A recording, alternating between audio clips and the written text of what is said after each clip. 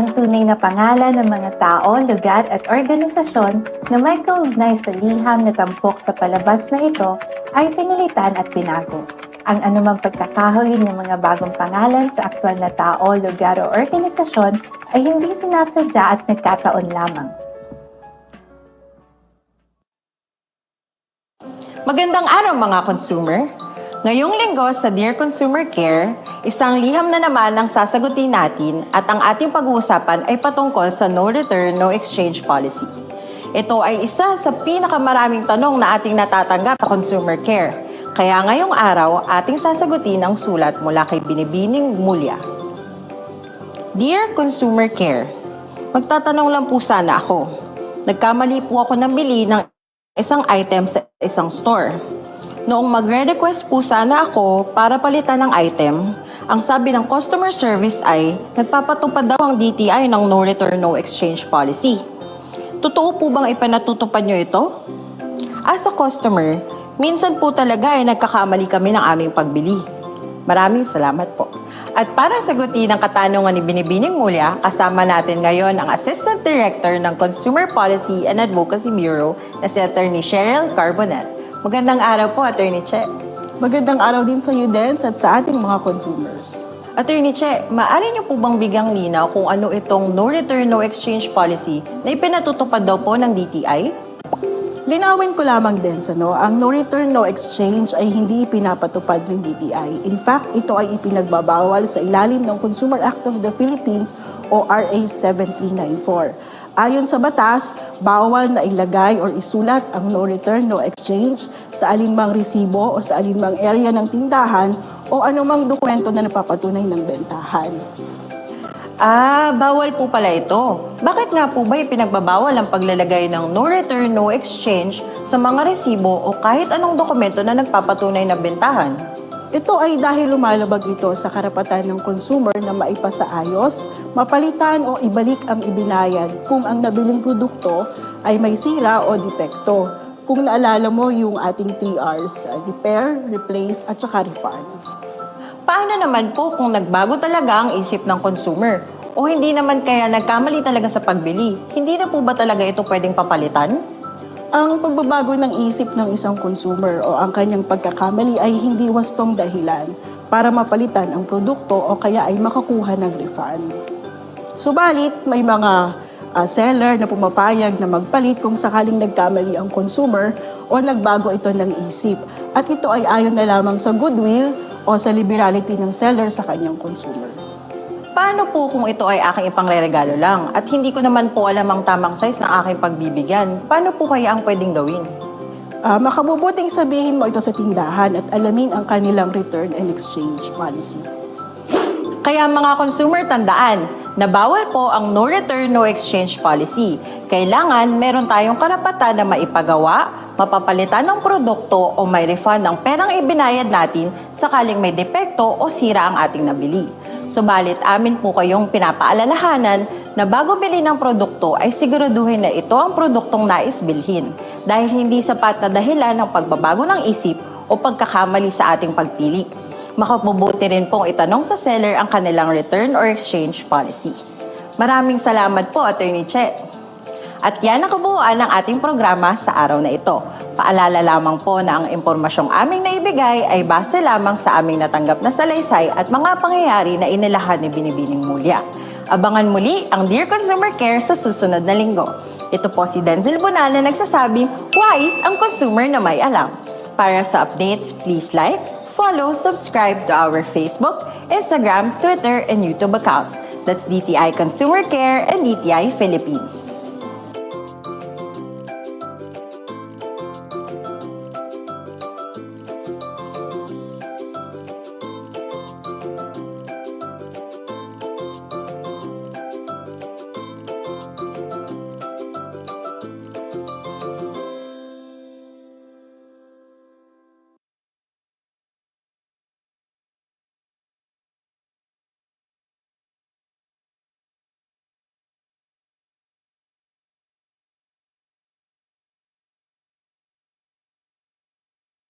Recording in progress.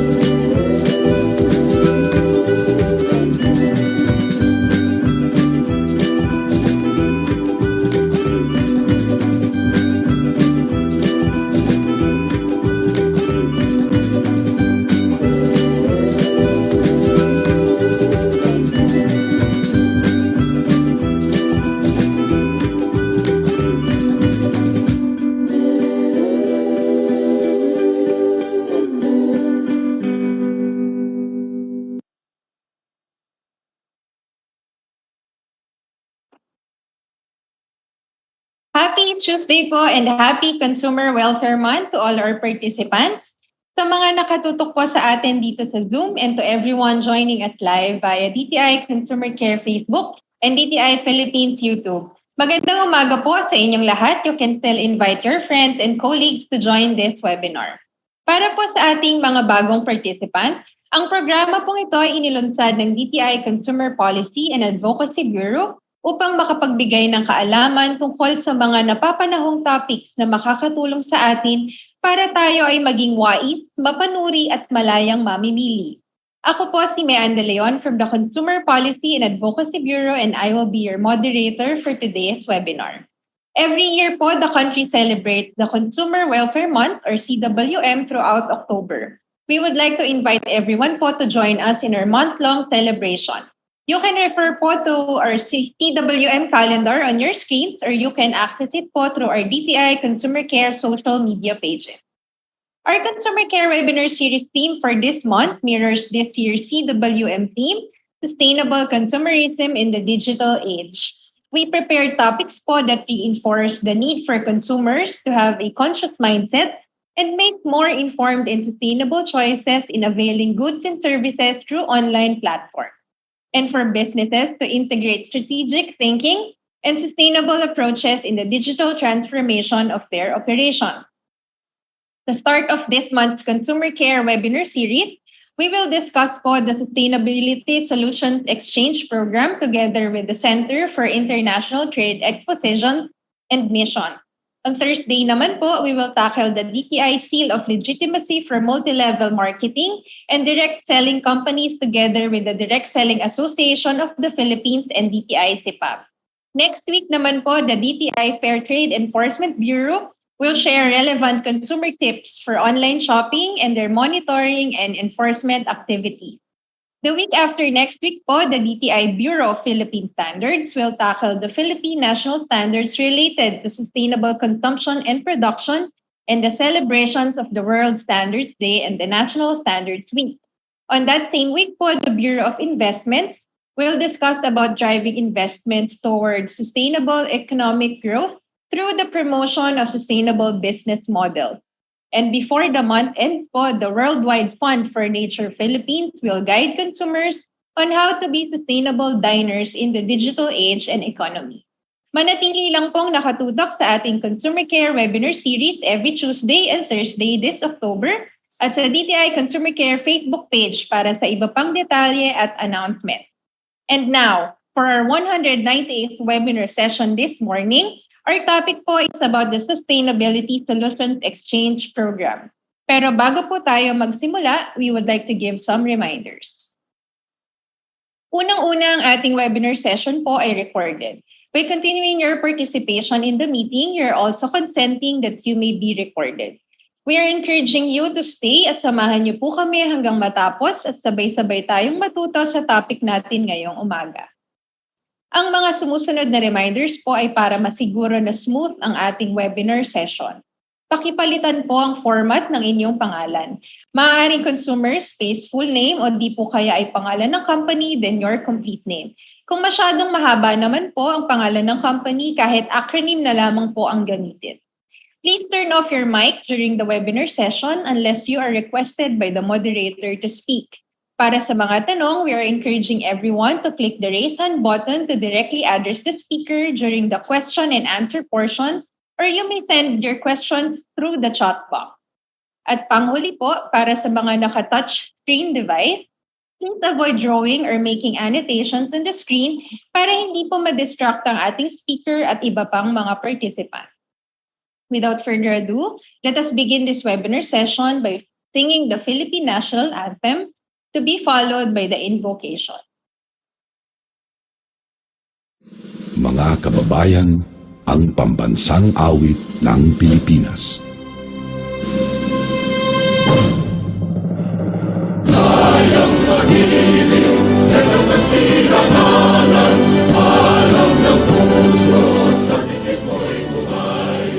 Lupang hinirang, tuyagan ng magiting, sa manlulupin, di ka pasisigil, sa nagatang tutok sa simoy at sa langit ng pagkaw, ay hinatang tulak, awit sa pagkayang minamahal, ang isang ng matawad mo'y tagumpay na nag-iindig, ang bituin at araw niya kailan pa may di magdidinig, lupa ng araw ng walang pagsinta, buhay ay langit sa piling mo, ang inigaya ng barangay mga amin, at mamatay ng dahil sa'yo.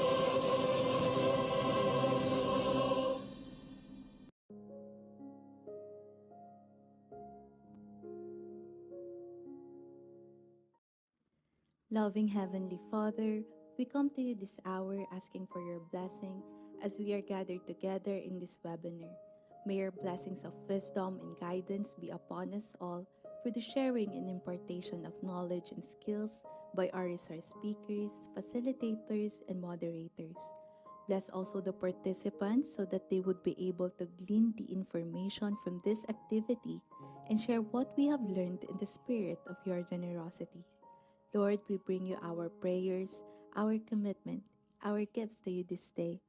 Let us who have a keen dedication and awareness of your creation have courage and conviction that we are able to contribute to the sustainability of the earth. Inspire us as we make choices so that we will recognize the impact our lives have on our environment and our human family around the globe. Pour out your blessings upon us today, Lord.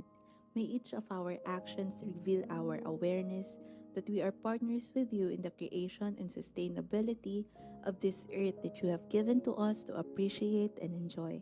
We ask this in the name of your Son. Amen.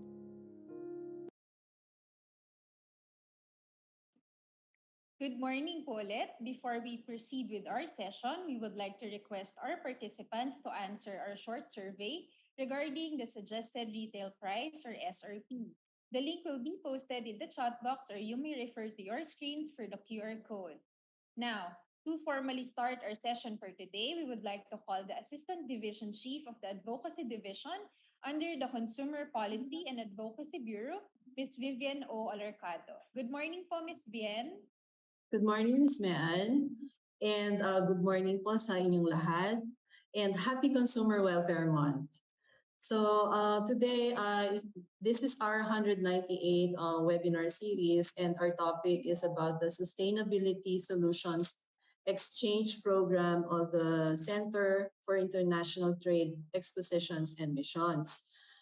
This program aims to help our micro, small, and medium enterprises across the various sectors of exports and in their journey to the circular economy, and of course, promote sustainable practices, resources, and technology to essential industries. Hindi ko na po pahahabain pa. On behalf of our directors, Attorney Marcus Valdez and Attorney Cheryl Carbonell, I would like to thank our speaker, Ms. Rowena Mendoza from the CITEM, for taking part in this webinar.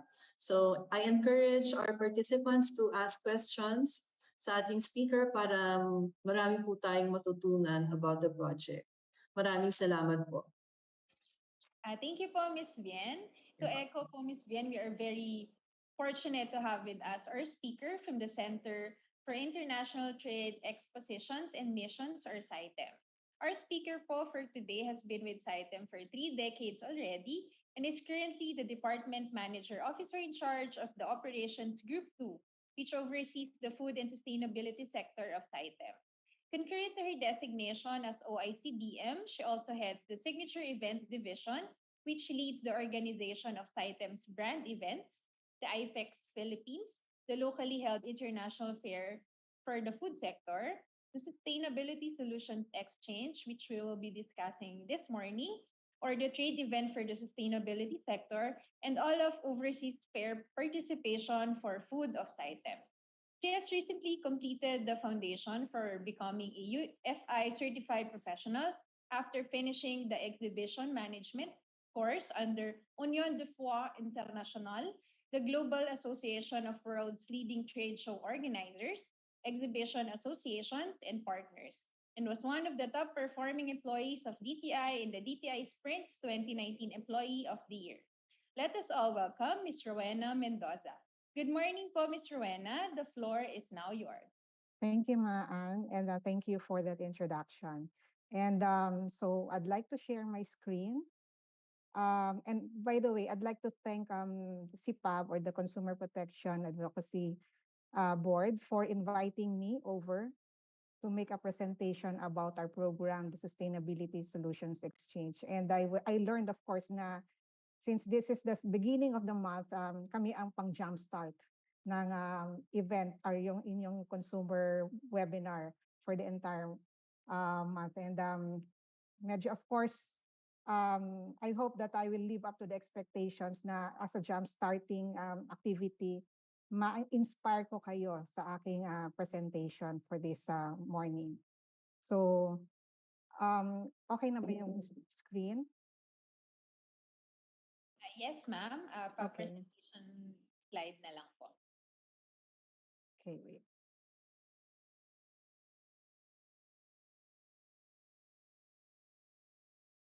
Okay, so to begin, I'd like to present here the outline of my presentation. First, I'd like to present or define what sustainability is, and then the sustainability initiatives that we are undertaking, and bakit or why do we have this SSX, or the Sustainability Solutions Exchange. And magpe-present din ako na moving forward, what is our SSX programs for the 5-year presentation. And then doon ko na lang po i-present what CITEM is, so that we will have a better understanding of why CITEM is doing this program, or the SSX. Now, as we start, when we define sustainability, medyo matagal, mahirap siya, no, i-define, because there's a lot of words. There will be 400 or more definitions that is attached to the sustainability. But given these definitions, or yung mga one word about what sustainability is, minsan we'd like to take a look at the Google. Yan yung ating source of information. And one of those definition that I saw in the Google is that generally it refers to the ability to maintain or support a process continuously over time. Parang ito yung talagang yung pananatili, yun yung Tagalog na no, yung pagiging pananatili ng isang bagay para lang mapatagal ang isang bagay na ito, ang itong bagay na ito. And then in terms of the business and policy, what sustainability is, ito yung nag-prevent ng depletion ng ating resources, whether it's natural or physical, para ito ay mapanatili rin natin na available in the long term.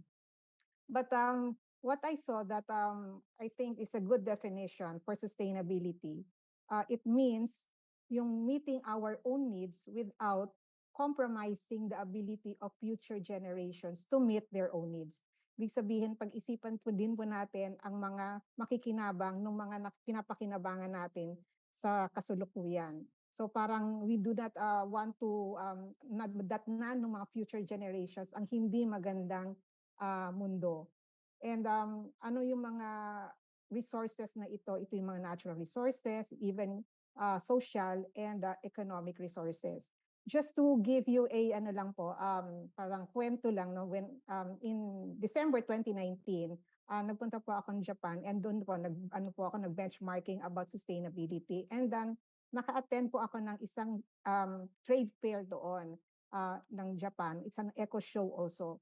And sabi ko nga lang, I was expecting, of course, since CITEM, ang ano natin dito is a trade show, ang mga madalas na nakikita ko na pumupunta, nagpa-flock, going to the event, are mga kids, mga students na talagang lumilinya sila doon, and they participate in all the activities. And yung mga exhibitors naman po, they warmly encourage these young kids na pumunta doon sa mga booths nila. Parang hindi siya yung nakagawian natin dito na minsan, di ba, we do not allow kids to be part of an exhibition. Pero dito po, natanong ko po yung one of our partners din po, ang UNDP, who's one of those na exhibitors doon. Tinanong ko po sila, sabi ko, bakit puro mga estudyante or mga bata yung mga nagpupunta dito? Ang sagot lang po niya, because this is for them. Ito yung kailangan nilang matutunan dahil ito yung dadatnan nila pagtanda nila. So, yun yung parang i-embed na raw sa kanila yung proseso at yung pag-alaga sa environment while they're still young. So, doon po natin dito na kailangan talaga na matutunan natin na pahalagahan ang ating environment. So we have to protect the Mother Earth. So yun yung parang environmental sustainability. And then, hindi lang po natatapos sa pag-protect ng Mother Earth, because kailangan din po natin ng economic sustainability. Ito yung securing sources of livelihood. Pananatilihin natin na magkakaroon ng maayos na pamumuhay ng lahat ng tao. And of course, yung social sustainability, na we also respect human rights. So lahat niyan, we try to put together para magkakaroon tayo ng isang sustainable development. And from that, medyo nag-ano din tayo, no, we venture into that, from that definition, we took a look at the sustainable development na minention ko na, putting all together the economic, the environment, and yung social sustainability. So ito yung ating makikita. I just got this from UNEP, yung kanilang resource smart food systems for sustainable development. If you can see, it's a value chain where there is the natural resources na sisimulan para makapag gawa ng yung sa value food chain. And then if you can see na pagdating doon sa natural resources, pupunta siya sa mga traditional food systems or na modern and intermediate food systems. And then it goes through the companies. So from the farm, it goes to the food companies for manufacturing. And then it goes to the distributors, the retailers, and then sa consumers. So dito napapasok na ang end line natin ay supposedly ang consumers ang magiging dapat responsable doon sa food systems. And you can see uh, everything that is consumed is put to waste. So doon sa waste na yan, yun yung nagkakaroon ng environmental impact in terms of saan pupunta siya. It's either, there's also, in the process, I mentioned natin that the greenhouse gas emissions that is brought about by the food system. And then yung water, and then the water quality, kung paano siya bumabalik sa environment. So that are the things that we need to consider. And meron tayong tinatawag na Great Balancing Act. Ito yung how the world must achieve in order yung ating 9.6 billion people by 2050 will be fed, and at the same time we are able to meet their needs. So there are three needs. We need to close the gap in terms of the food gap. There is a 69% actually na required increase in food calories para lang ma-feed ang 9.6 billion by 2050. So in terms of closing the food gap, there is this process of supporting the economic development. Nakaregister po tayo ng 28% ng population na directly employed by agriculture. And then the third is in the process, we have to reduce environmental impact. In the food system, the global greenhouse gas emissions from agriculture and land use change registers at 24%. So that is for the global scenario. Now we take a look at baba naman po tayo sa government trust. In terms of CITEM or DTI, we took a look at yung Philippine Development Plan natin that has been 2017 to 2022. We considered these strategies. One is to intensify marketing and promotion of Philippine goods and services and increase market intelligence. The second is encourage and support innovation. And yung third is that we support linkages between the MSMEs and large corporations para ma-facilitate natin yung increase in participation sa global value chains. And another thrust is we took a look at the PEDP plan or the Philippine Export Development Plan. So this includes yung this number of strategies, but I'd like to focus on the last three: the business matching, investment and marketing promotion programs, and reverse trade fairs for industrial products and branding programs. So yung mga keywords dito that I have mentioned, yun po yung ating matinitingnan para how we are able to look at a program that is fitting for the environment and for DTI as an initiative natin. And then we took a look at the issues and challenges faced by manufacturing SMEs. Marami po tayong nakita, but if you can see here yung aking highlight, number one is limited government assistance to international markets. And then the limited capacity to market and product development. Third is low capacity to modern technology. And the last one is non-conformance to global standards and best practices. Taking that into consideration, nag-isip tayo ng yung rationale natin dito that the Philippine manufacturing sector faces yung talagang challenges in the supply chain and production. So ang nakita natin that there is a need to introduce manufacturing technologies and innovations to local manufacturers para po ma-increase yung kanilang efficiency and to optimize its potential.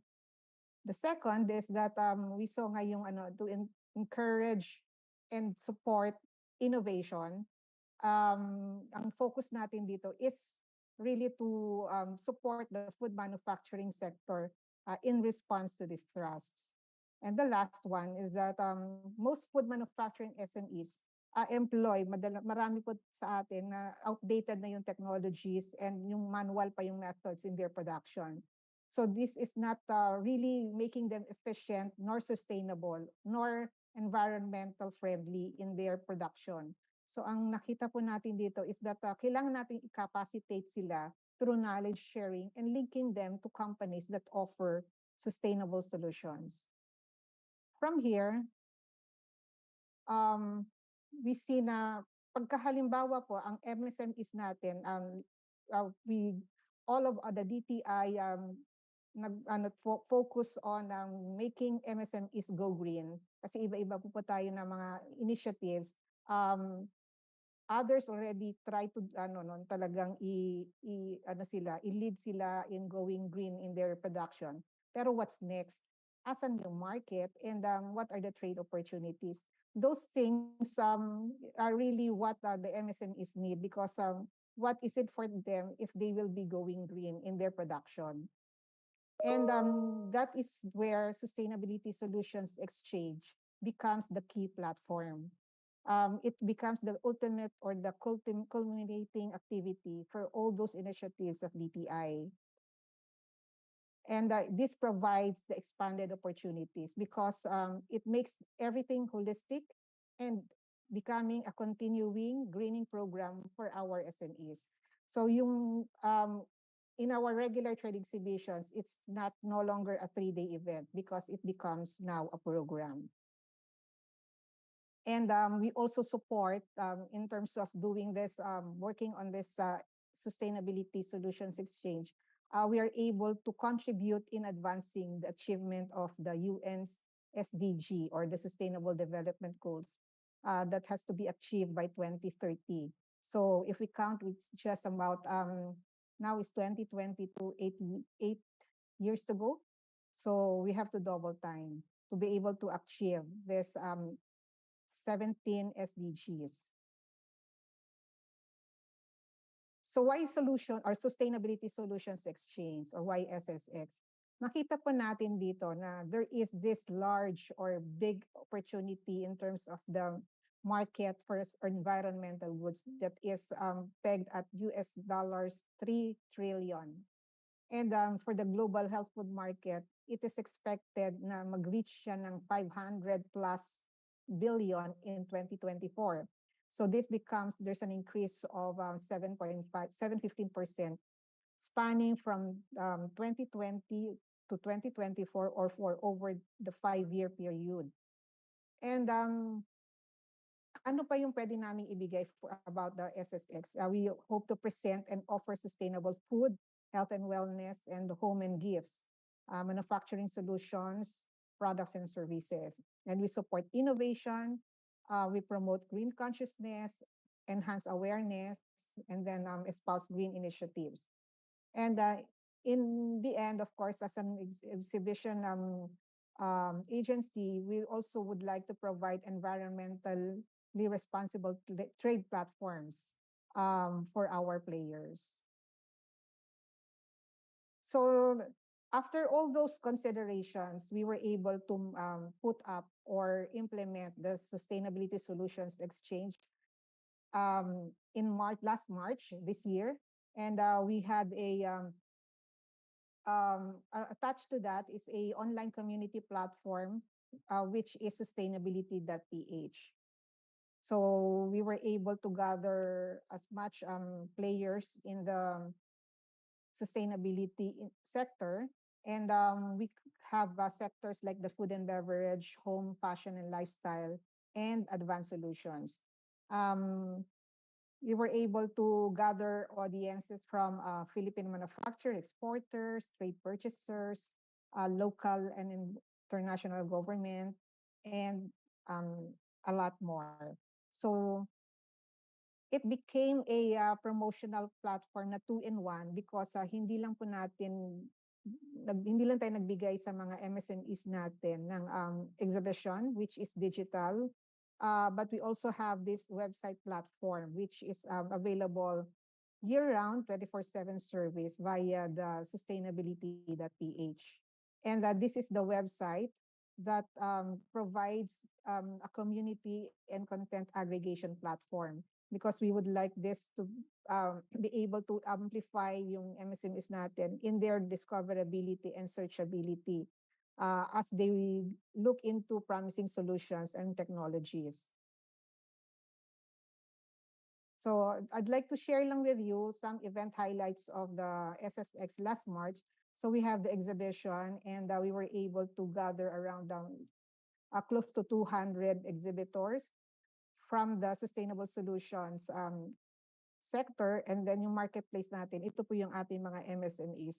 Now, we also take a look at how they are able to practice or have a greening program for their either their products or their operations. And so we have this, yung nasa left po are the parang digital booth that we had in BioHop-in. And then side by side with that, we have the digital storefront, which is available at sustainability.ph. So sabay po siya na nagiging available sa ating MSMEs. We give them that exposure. Having both presence or exposure via the digital exhibition and for the 3D event, and yung continuing exposure via the digital storefront. So another company, like for example, itong Bambuhay, they are also featured here in the digital exhibition, and they have the storefront at the sustainability.ph. And we also had the conference, and it has carried the theme solutions towards green growth. And we were able to have three program highlights. One discusses on the solutions today, the goals and strategies, and then the food systems for tomorrow consumption.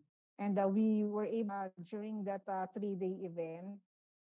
And we also had the business matching because our aim really here is that we're able to connect our SMEs with a potential or prospective solution provider, or be able to meet buyers that will be able to generate revenues and the income for their or sales for their company. So there is a business matching that were done between the sustainable solutions and advocates and the marketplace. And we also had networking during the event. Since that has already been over, I think if we count it from March, April, May, June, July, August, and everything that I have presented is still available on demand. And you can have this seen through this website event brochure.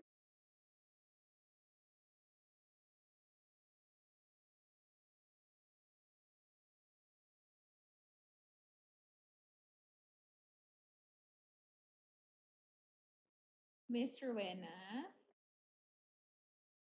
Sorry. Ayan. Reshare na lang po your presentation. Thank you, ma'am. Okay. Stop ko ulit.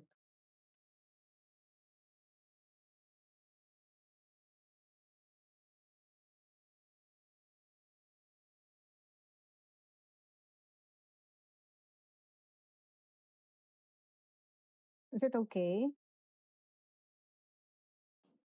Yes, ma'am. We can see Okay. the What happened po? Nag-stop lang po.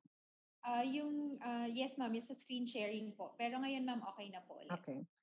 So, okay. So I'd like to repeat lang that what I have presented earlier, although that has been 5 months ago, it's still on demand, and you can still go back and review what happened during that event, and maybe there are still relevant information. You can download the event brochure or watch via the 2022 digital conference dito sa link below.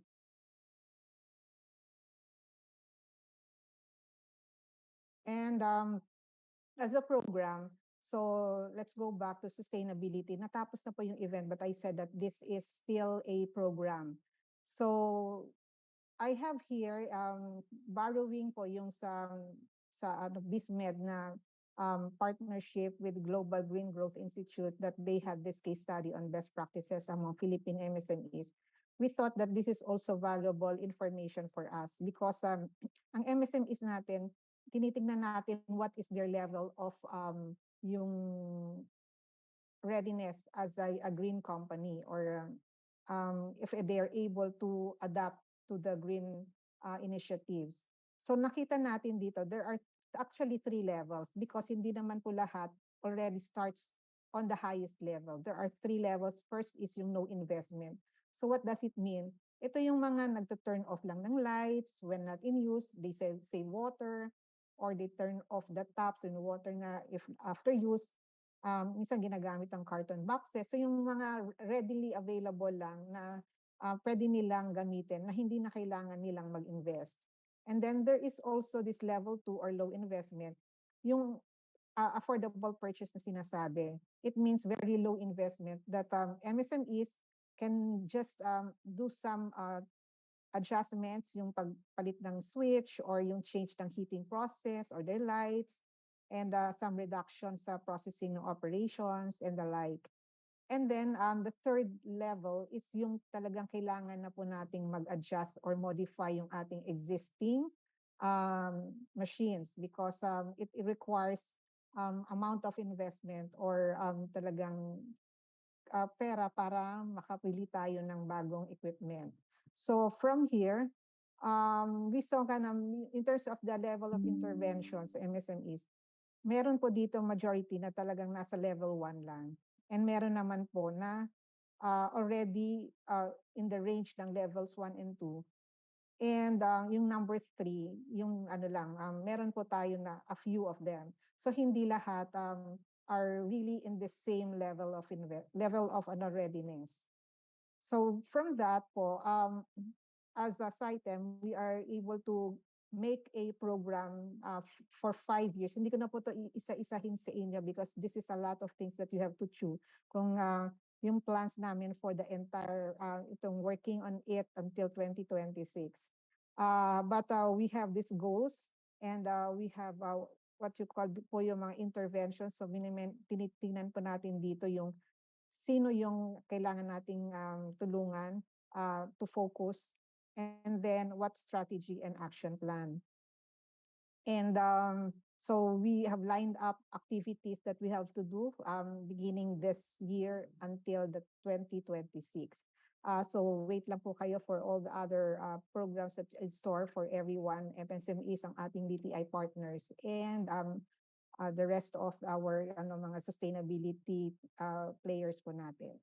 So that is SSX. But I'd like to present, of course, what CITEM does at bakit kami gumagawa ng SSX sa a brand event. I'd like to present, of course, what CITEM does. CITEM, as na nakikita po natin from the presentation, we really provide a global platform for our Philippine MSMEs to promote their products in the world market. So yung po natin is really bringing our Philippine products abroad, not just for the local. Talagang tinatawid po natin ang ating mga MSMEs internationally. So what are we committed to? We are committed to develop, nurture, and promote globally competitive MSMEs. And it is through the trade fairs and missions. And these are our channels. So we have the signature events, we have the trade fairs or overseas fairs, we have the promotions and lead generation platform, and business services. So from here po yung ating mga signature events, I know some of our DTI po dito colleagues are familiar with CITEM events. Primarily ito pong ating Manila Fame, which is held every medyo na po tayo, no, but it is every year that we will hold it in October, and this year it will be held digitally in via Hop-in po. So next year po tayo magkakaroon ng regular programming na physical event for Manila Fame. And this is our premier trade show for quality home, fashion, and lifestyle products. And we also have the Create Philippines, and this is for our mga creative sectors or industry players. And ano po mga creative ano po nito industries like film, animation, game development and the like, and also music. So dito po we are able to also organize this digitally this year. We held this in July 28 to 29 po. So we'll have another round of this next year. Hopefully magkaroon na tayo ng physical event. And then another one is, of course, yung katatapos lang natin. And thank you for all those who have our digital, our DTI regional and provincial partners who helped us to make it through and to support our MSMEs dito sa ating signature event na IFEX Philippines. And just to brag lang po na despite na medyo meron tayong challenges and limitations, we were able to generate as much as $104 million worth of export sales para sa ating MSMEs. And that's a high number para lang po dito sa, we did not expect that ganun ang magiging result po nito. And then of course, we also register about 56 million Philippine peso po yun na local sales. So ito naman po yung mga nabenta naman po na ng ating mga MSMEs with siguro with SM, with yung mga retailers po natin dito, SNR, and other big supermarkets as well or hotels. And then nagkaroon din po ng around 5 million peso na retail sales. So ito yung bentahan lang na inubos lang nila yung mga products that they have on the floor. So para wala na silang dadalhin pabalik. So these are those valuable information that I'd like to share that the IFEX or the trade exhibition is really now coming into play again for a comeback, and we were able to generate as much notable results for our exhibitors and our buyers. And lastly, of course, yung mention ko na SSX. So that to ano lang po that we also had this good turnout also of our exhibition, digital exhibition and conference. And so you can contact us for other information that you would need through our email address, the sustainabilityph@citem.com.ph. And continue to support us in promoting SSX in your website, social media pages, and other available marketing platforms. Because we really would want to build a community in SSX. Hindi lang po para sa amin ito, para sa ating lahat po ito. And meron lang po akong ano dito, dadagdag ko lang po. Kasi hindi naman po tayo lahat. Inano ko lang po dito ang ating dating presidente because now, siguro nag-iisip din siya na becoming a private person, pwede kaya siya, after I made the presentation, ano kayang pwede niya rin gawin? Or he's just a somebody na pwede na tumatayo lang na ano lang po siya, no? SME natin na nag-iisip din po. After all those na nasabi ko, meron bang akong pwedeng gawin or pwede kayang bigay or dito sa ma-contribute.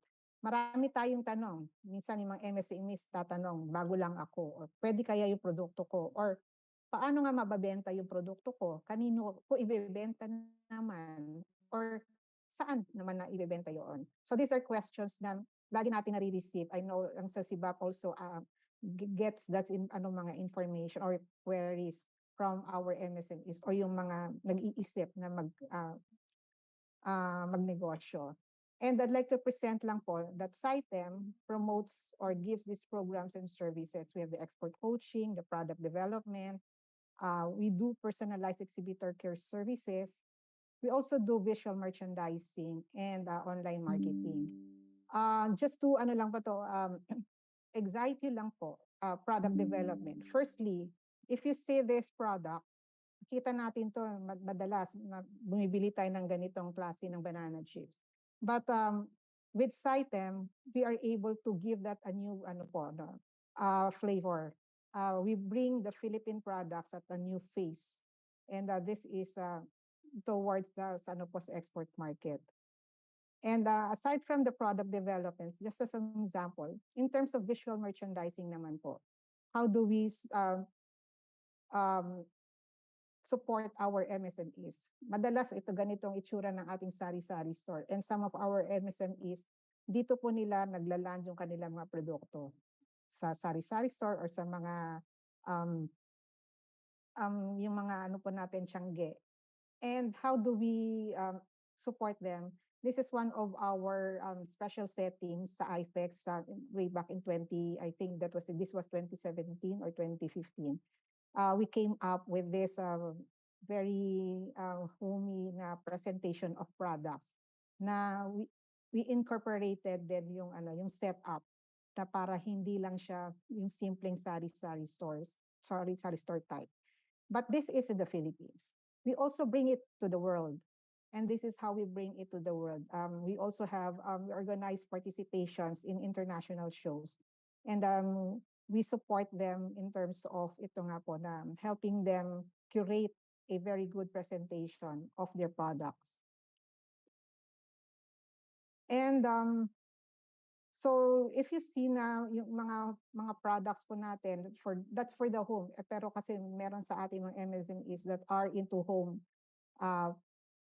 fashion and lifestyle sector.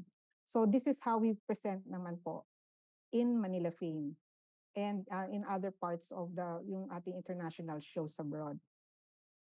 So if it's not for the home, we also have naman for the food nga ulit na these are how we present them. We do a photo shoot of products also and present them because it's very important yung content materials are also, especially sa digital.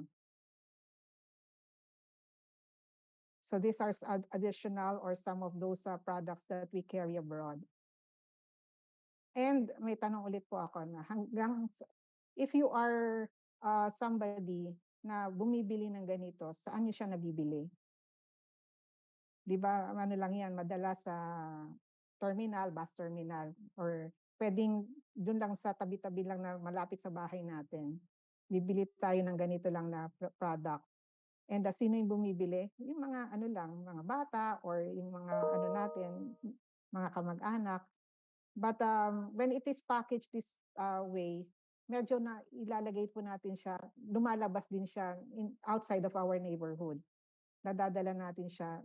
Maswerte kung mapunta siya nga doon sa natin mga bus terminals na nilalako ng mga ano doon.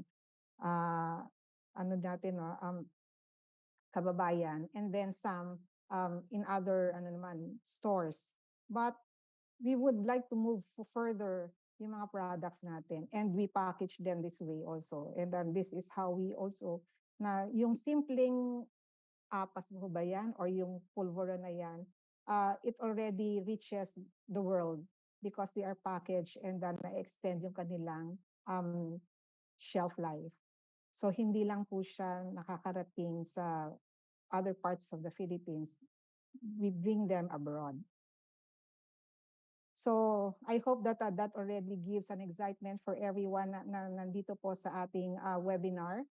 And your excitement starts here. And we also give you this information that is where CITEM also starts here.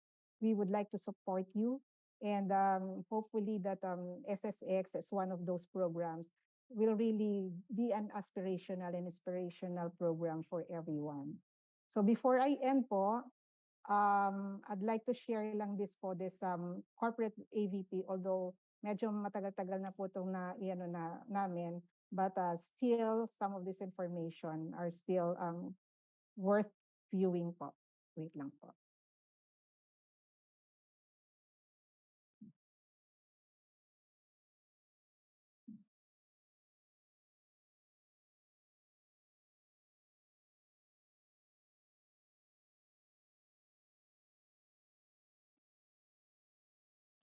Ma'am, kindly enable po yung share sound po. Ay, sorry. Wala bang sound ulit? Ano wala? Okay. Okay na po. Yes, ma'am. Ay, nawala ulit. Sorry. Pag na, ano ko.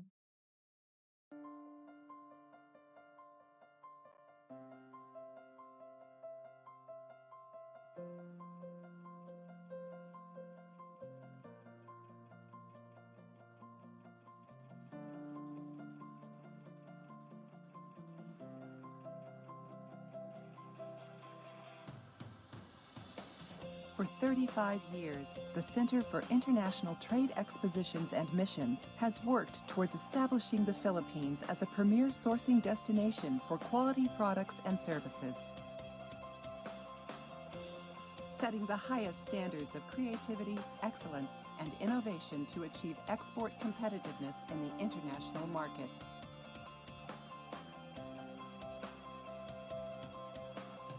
CITEM is committed to attaining the Department of Trade and Industry's export growth targets through trade fairs and missions and other export promotion programs, in addition to developing and uplifting globally competitive local small and medium enterprises, exporters, designers, and manufacturers.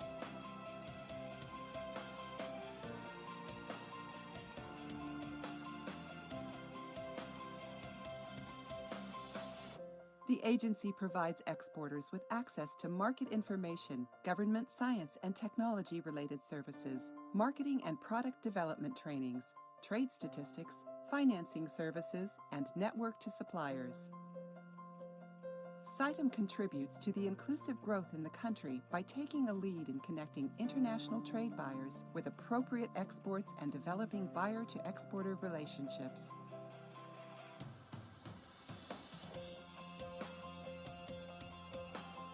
The country's premier lifestyle and design event. Manila Fame stands as the hallmark of design excellence in the Philippines, a collective of the best home, fashion, and holiday products from the country's top established and upcoming design talents.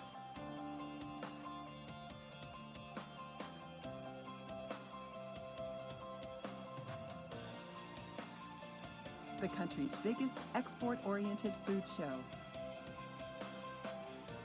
IFEX gathers top and promising food producers and manufacturers across the Philippines and other Asian countries.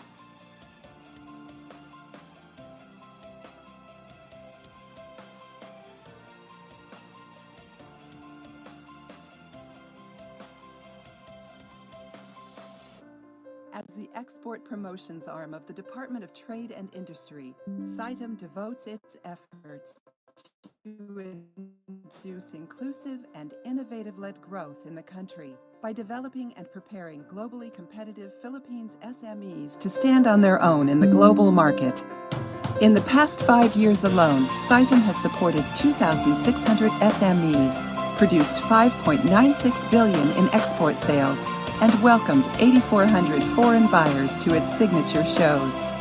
The agency is expanding its reach by tapping into new industries that will further support the growth of the Philippines economy in various sectors, including creative services, electronics, automotive, and shipbuilding market.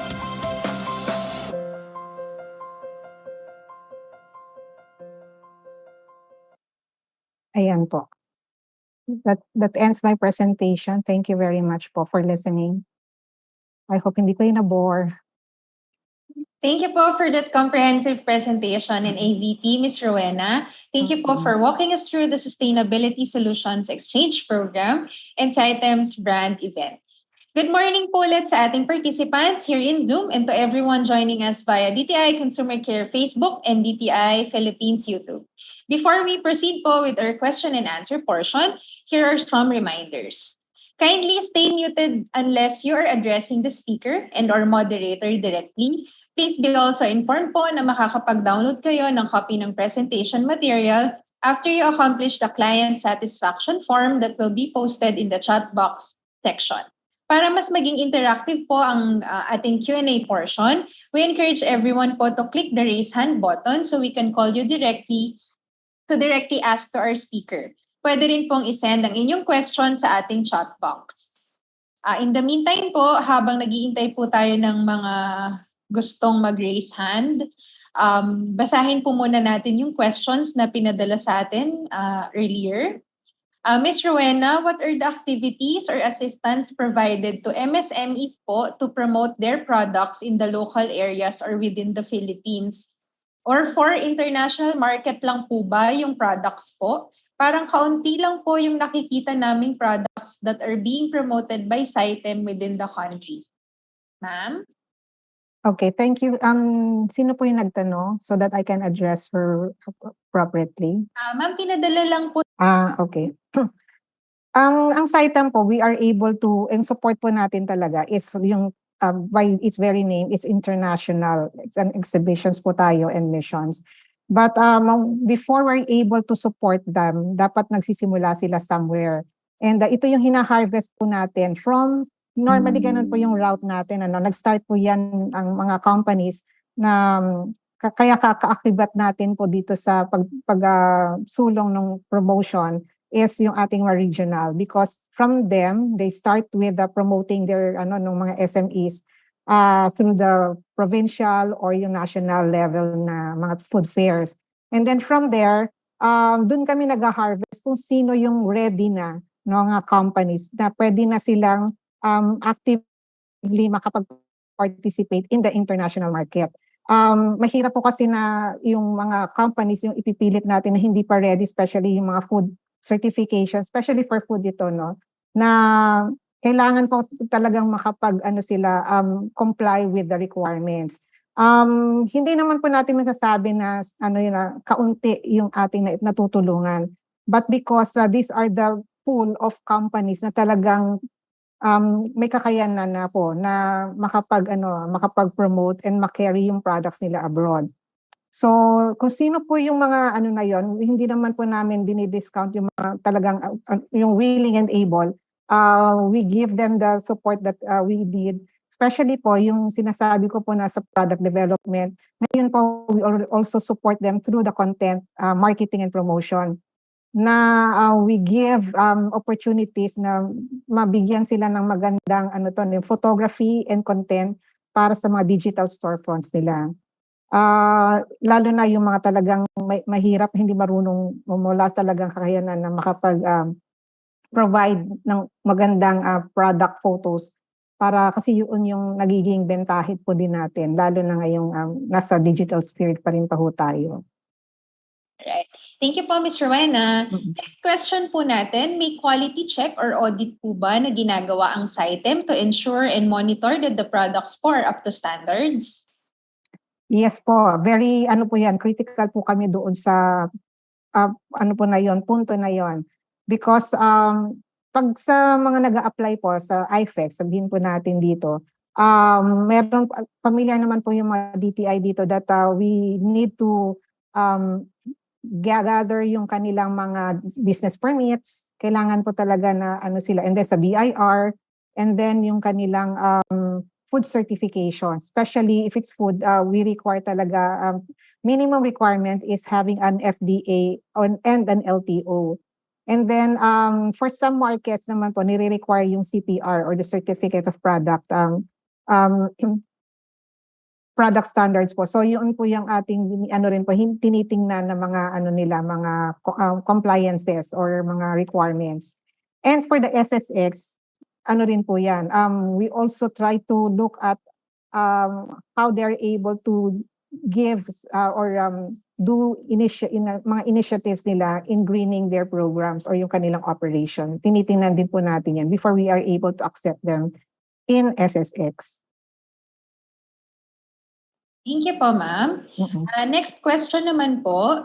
This is from Miss Lani po. Do we have a project where we can engage our online selling platforms to have a sustainability seal for sustainable products that buyers can identify and buy locally? Yung ating pong sustainability.ph, yung website po natin, if a company registers doon and then mai-approve po namin yung kanilang product or yung company upon the registration process nun and approval, meron po doon link na, for example, we will be able to hyperlink yan kung meron silang online partnership or online stores sa Lazada or sa Shopee or whatever yan form. nililink po namin sila para matulungan din doon. Hindi lang po na parang pang-international actually itong SSX kasi ang mention ko kanina, marami pa ho na hindi pa talaga nakarating doon sa talagang ano, yung ano natin ano, marami pang hindi pa masyadong aware. So, nasa baby steps pa ho tayo dito. So, yun po na ano natin na we will help them as much as we can para maparating or mabigyan sila ng tamang exposure. Thank you, ma'am. Mhm. Next question naman po, for businesses po who want to start their greening journey but don't know how to, may mentorship program po ba ang CITEM to assist them? May bayad daw po ba ito? Yung sa greening process, as mentioned po kanina na although CITEM, hindi po talaga yun yung ano namin ano, Mali, kasi nandun na kami sa parang pinakadulo. We are in the promotion aspect po ng ano natin ng sa pagtulong sa MSMEs. But in the process, we try to help and seek partnerships. So if there are these mga companies na nagsisik on how to be green, we have I can refer them of course to our to BISMED or to BDT and who have that program available. For CITEM naman po, what we can extend po is yung support naman po in terms of tutulungan sila sa ano po nila no, yung sa pag-promote ng mga products po nila. Thank you, ma'am. Mhm. Next question naman po, consumer po.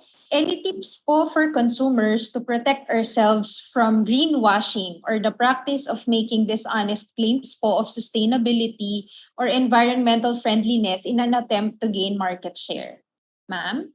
Yes, yun nga po ang fear natin na yung mga greenwashing, yung nagki-claim that they are also green. Well, I cannot ano po na minsan kasi yung hindi gano'n yung kalawak pa yung pag-intindi natin what is green and what is yung nagi-greenwash lang. And safe na naman po na you just present or claim whatever na talagang merong ano yan, merong seal. For example, na nakakuha kayo. We have this ano po, yung sa, I think from the product standards din po na meron silang ganong seal or yung sa Green Choice Philippines from the PCFSD, there is also that seal of pagiging green. And yun, dun sila yung may talagang may yung proseso ng evaluate whether the product is really green. So, yun po yung mga seal of parang kailangan din po nating tingnan. Thank you po, ma'am. Next question po. What are the usual challenges po in promoting sustainable approaches to businesses and sustainable products to consumers? Kapag po ba, ma'am, nag-mount po tayo ng signature events natin, ma'am, ano po ba yung mga usual challenges po na na-encounter ng CITEM? Sa amin naman po, if it's a physical event, ang challenges lang naman dito is of course yung compliance sa mga exhibitors natin to yung aming mga nire-require and then yung mga online or yung kanilang on time or timely submission. And pagka maayos naman po yan, ang naging, well, from this experience lang na physical event natin, dahil we already introduced an online application. Before kasi, di ba, pumunta tayo sa mga companies and then we give a physical application, tapos yun yung ating mga ina-approve. But now, everything is done online. So yun lang po yung nagiging challenge. Kailangan din pong matulungan sila na to adapt to that kind of yung shift na ganitong ano natin proseso. But other than that, wala naman po tayong talagang naging problem. Siguro yun lang talaga yung sa ano lang natin, yung readiness to adapt to online or digital processes. Thank you, ma'am. Next question po, how can we avail po of the programs of CITEM? May criteria po ba in joining? For example po, ma'am, for MSME po siguro ito, ma'am, businesses.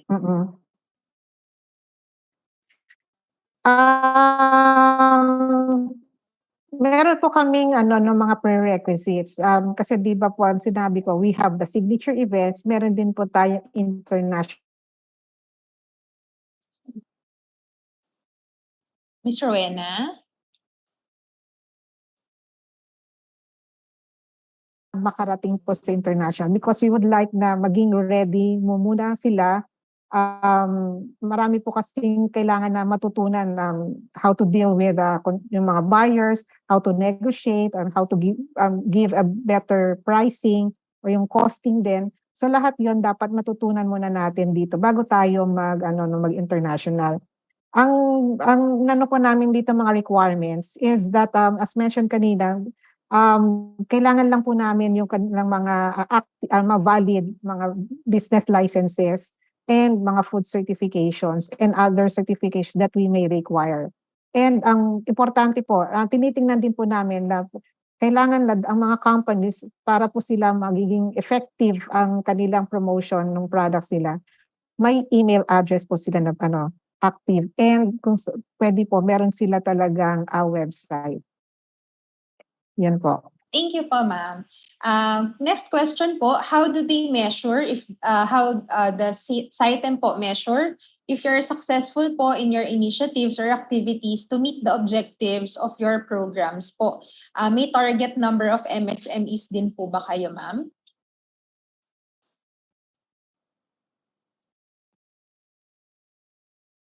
Miss Rowena, are you with us po?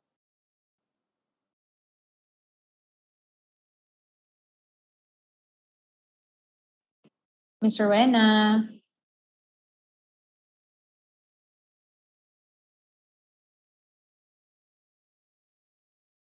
I was not able to catch the question. Medyo unstable po from my end yata. Alright po. Ulitin Yung ko na lang po, connection. ma'am.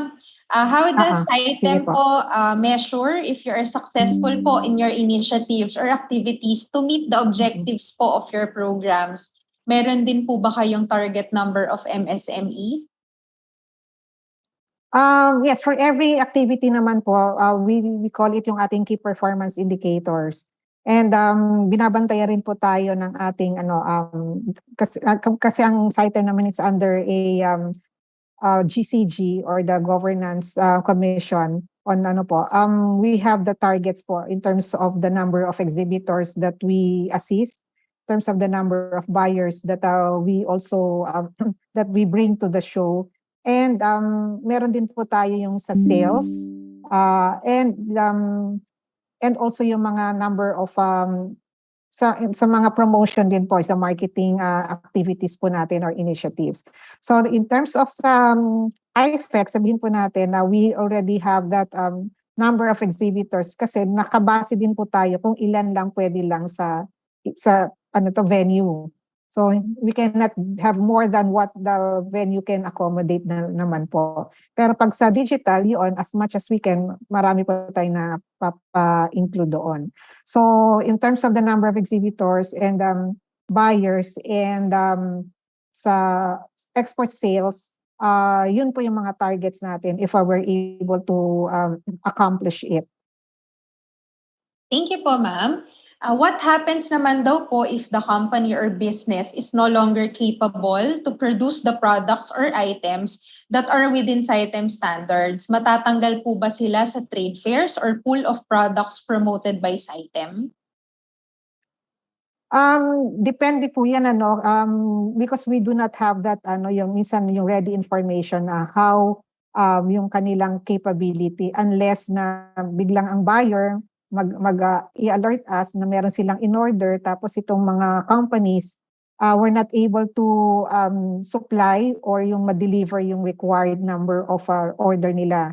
So yung quantity. So doon lang kami nakakapag niyan. But we do not naman agad-agad na we say na parang bina-blacklist or yung company. But may process po tayo dyan na since we before this yung mga information na to or that we receive minsan to sa EMB or the Export Marketing Bureau to take a look at this yung query or complaint of a certain buyer.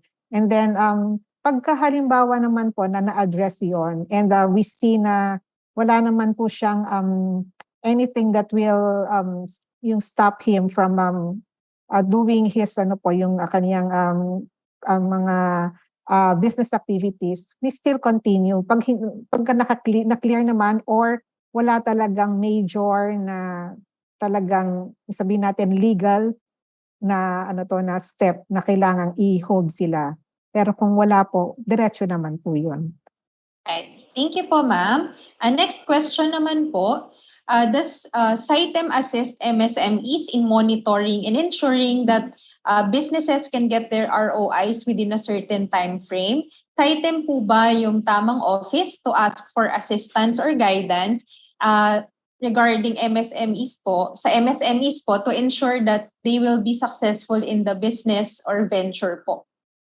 Hindi po ang CITEM ang ang tamang office because as mentioned po, ang CITEM lang po, ang mandate po natin is to support our SMEs promote their products abroad. So, kung yung sa kanilang mga ROIs, tinutulungan lang namin sila kung lahat ng mga opportunities na kung saan pwede nilang ma-earn yung mga prospective na revenues na yon. We lead them to what market na pwede sila maka-promote. Thank you po, ma'am. Last question na po ito kung wala na pong magtatanong pa. As consumers po, how can we help promote sustainability, SSX, and other CITEMs events po, ma'am? Sorry again, medyo na-lag lang po. Alright, ma'am. As consumers po, how can we help promote sustainability, SSX, and other CITEMs initiatives po? Sa ating mga consumers po, lahat po naman po tayo, iniinganyo ko na suportahan ng isa't isa. First, in our own way, magtulungan tayo because that is where we are able to help our environment and the future generations po natin. Huwag po natin pabayaan ang ating mga be responsible. Ito po yung even sa disposal management po, be really responsible enough na anything that you throw, dapat po naiisip natin na it could be an adverse effect or a good effect sa mga magiging apo natin or sa mga future generations. And as a consumer in terms of our event naman po or yung aming program na SSX, I encourage everyone na meron pong kakayanan na po na nakikita nila na their company or yung kanilang produkto nag-fit doon sa sustainability program po namin. Please log on to our SSX or the sustainability.ph and register as could be as a supplier or as a buyer. So para po maparami po natin yung community na yon. And yun po. And for CITEM, lahat po ng interesado na maka-join sa aming mga fairs and activities and programs, inanyayahan ko po kayo. We're here to support and help you. Thank you po, ma'am. To our dear participants po, nilagay po natin sa chat box yung sustainability.ph.